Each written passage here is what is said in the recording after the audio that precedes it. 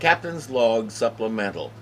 I have landed in a place with several musical instruments and some sort of small, furry predator. The predator doesn't seem to be especially aggressive, so I am going to attempt to touch.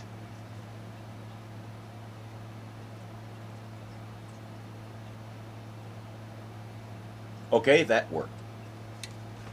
As we open today, those of us who remember details about the original series are going to have a question.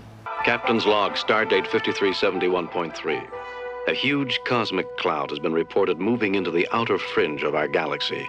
Nothing like it has ever been seen before. Anybody remember the galactic barrier that we encountered in the first season?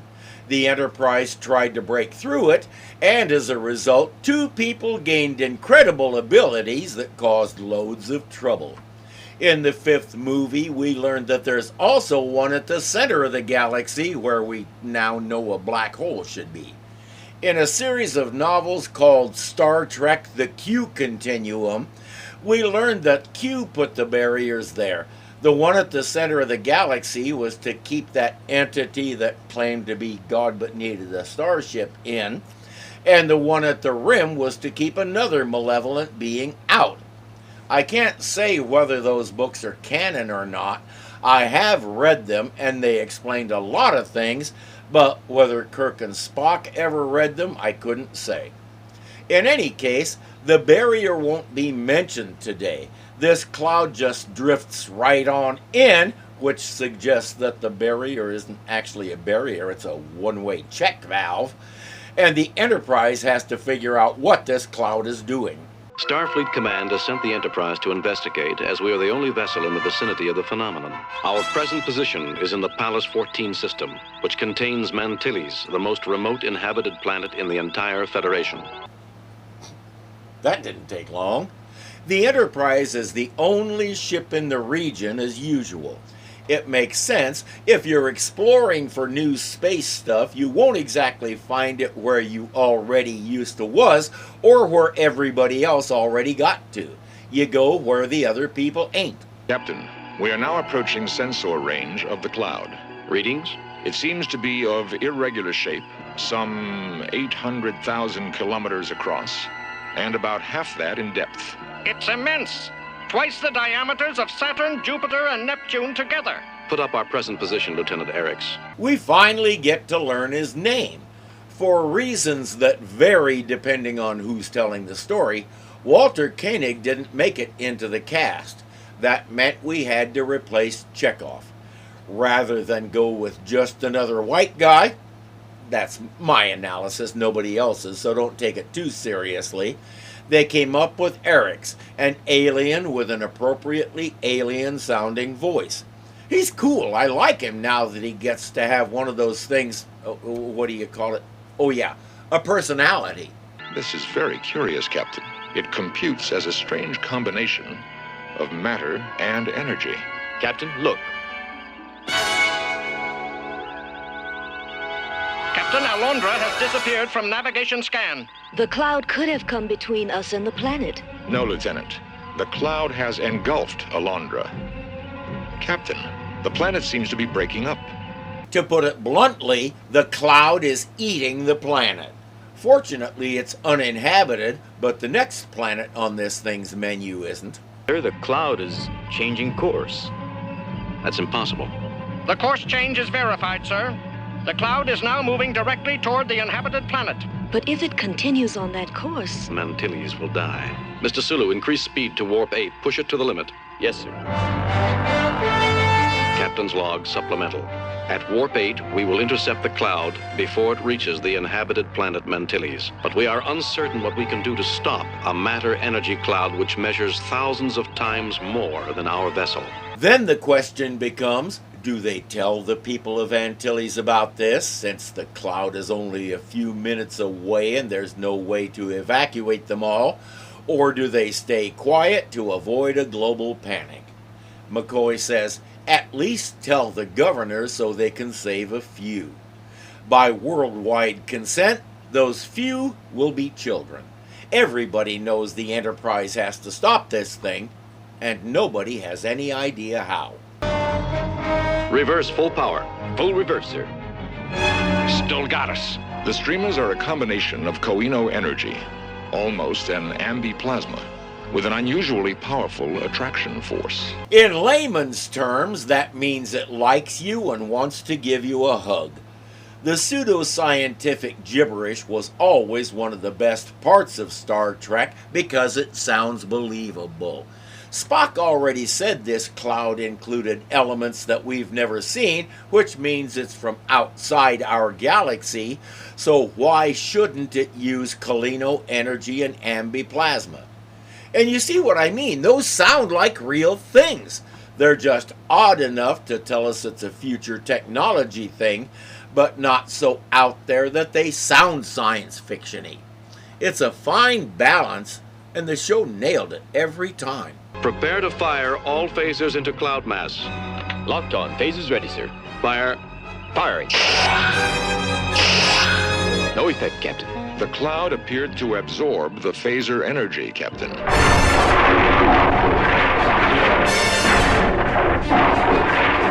It absorbed the energy and then gave it back. At least it's a polite cloud. Without warning, weird objects that look like rocks are drifting toward the ship, and resisting them with the shields is taking everything Scotty can give.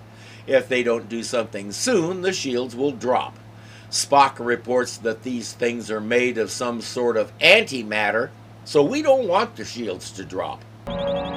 Scotty, prepare the shields for an antimatter charge. Aye, sir. Engineering out. Antimatter charge ready, sir. Fire.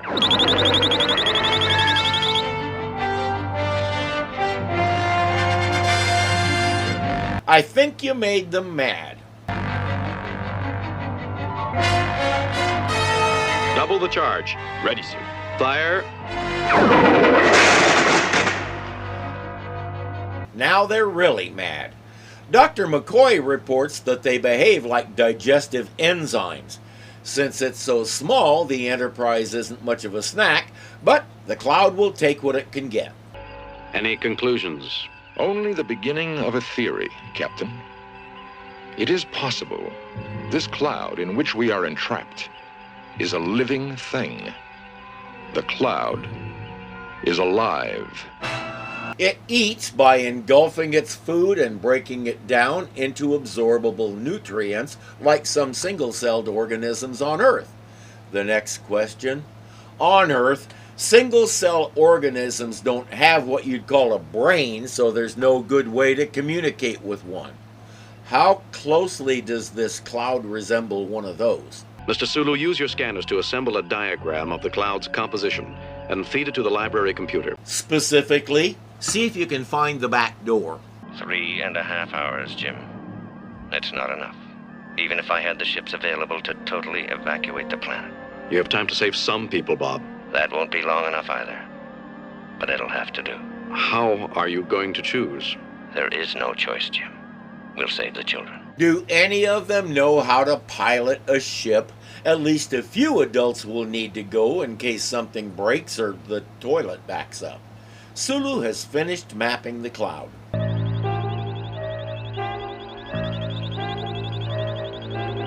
It seems to have some sort of anatomy. Eric's, where are we on that chart? Posting Enterprise position, sir. The opening where we were drawn in seems to have closed. But there's another opening up there on top. Hey, Sulu did find the back door. Good job. But McCoy says if this thing does have a digestive system, they don't stand much chance of getting through it. Here we go.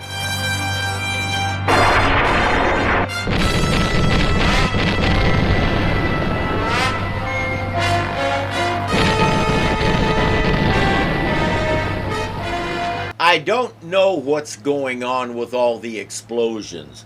Both those things and the stalactites they're hitting are made of antimatter, so they should just bounce off.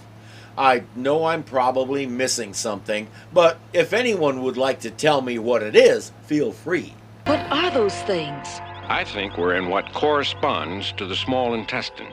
Those things growing out of the wall would be similar to villi. Villi are little tendril-like things that break down the food and absorb the good stuff.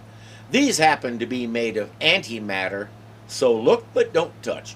Captain, you said that villi are antimatter. If we could get a piece of it, I could put it in the antimatter engine, and it would regenerate. We'd have enough power for the engines and the shields to go on maximum again. We need both the matter and the antimatter engines regenerated. Matter's no problem.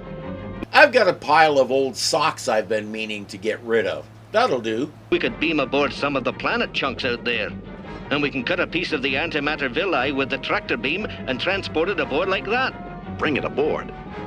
If the antimatter touches the inside of the ship, or any of us, we'll be blown to bits. I can rig a force field box that'll hold the piece of villi suspended in the center. Then I can take it into the antimatter nacelle, put it into the regenerating chamber, and release the force field by remote control. Since we have the runtime, we get to watch the whole process, and of course it works. The engines are back to full power.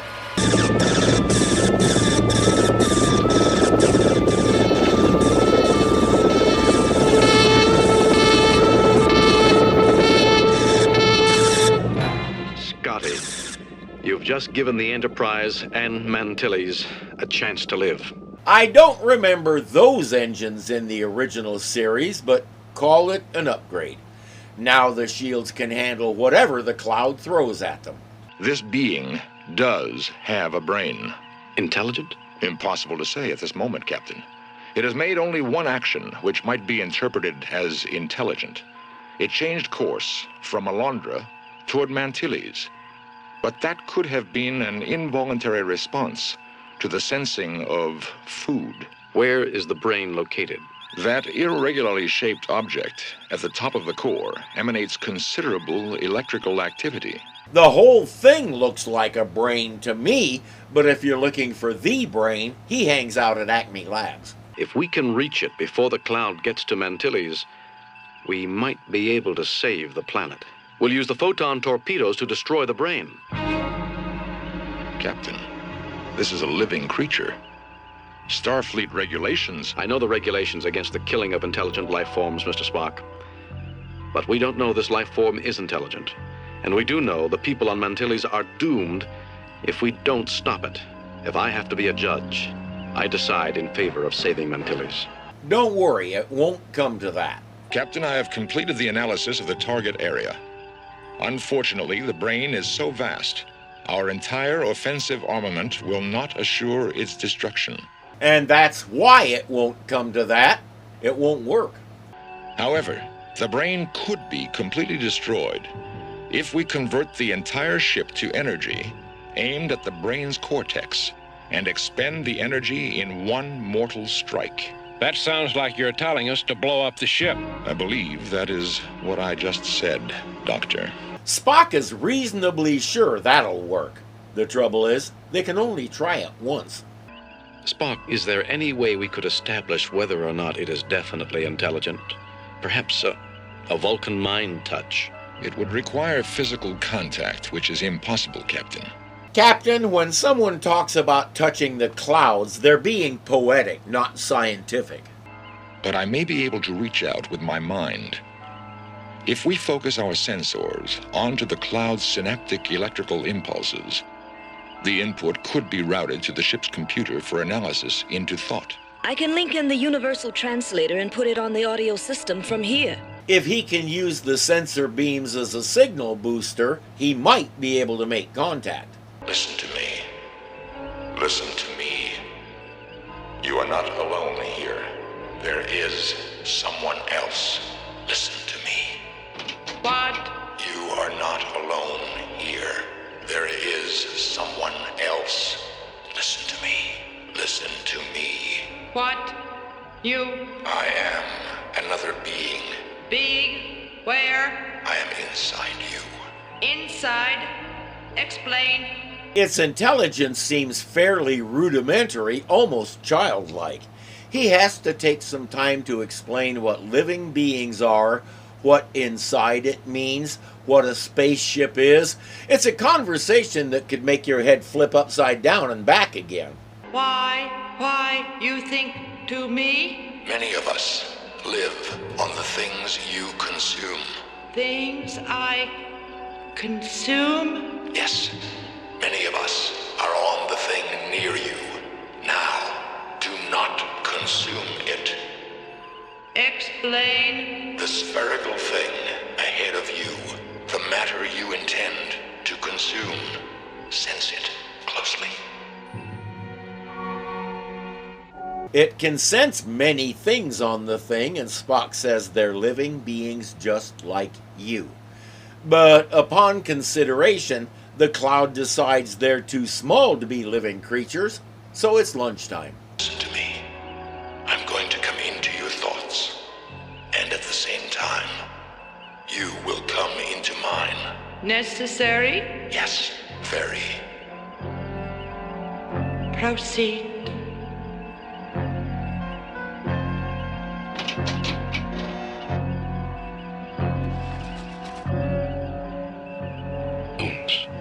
He's the cloud. The doctor always suspected Spock's brain was made of fog. Its thoughts are here.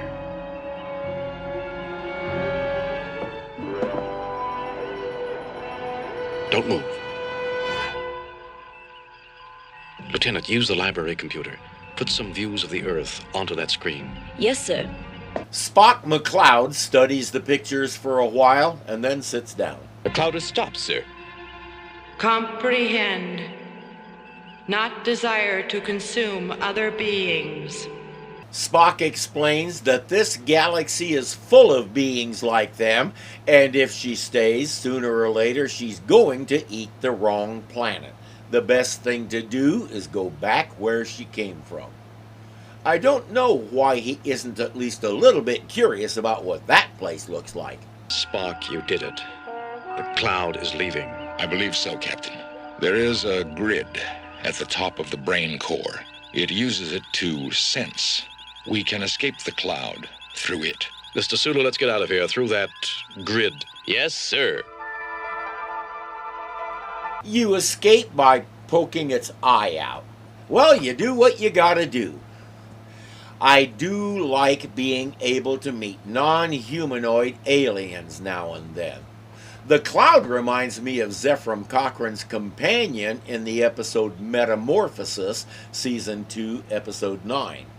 As I said, the fake science sounds real enough for us to maintain our suspension of disbelief. So far, I like this series a lot. And it's a good thing the cloud wasn't the companion. Otherwise, it'd have to turn into Eleanor Donahue, and then Captain Kirk would probably have to try to kiss her. We don't have the runtime for that. Okay, Scotty, 2 to beam up.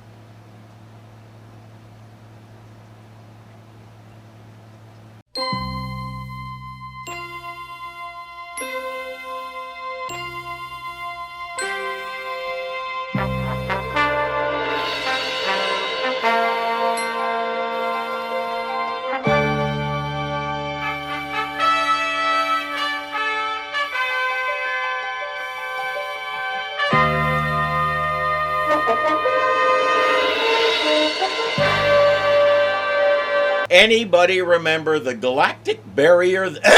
Really? The galactic! The cloud reminds me of Zephram Cochrane's companion in the episode Metamorphosis. Zephram Cochrane's companion in the episode Metamorphosis, Scene 2, Episode 9. Scene?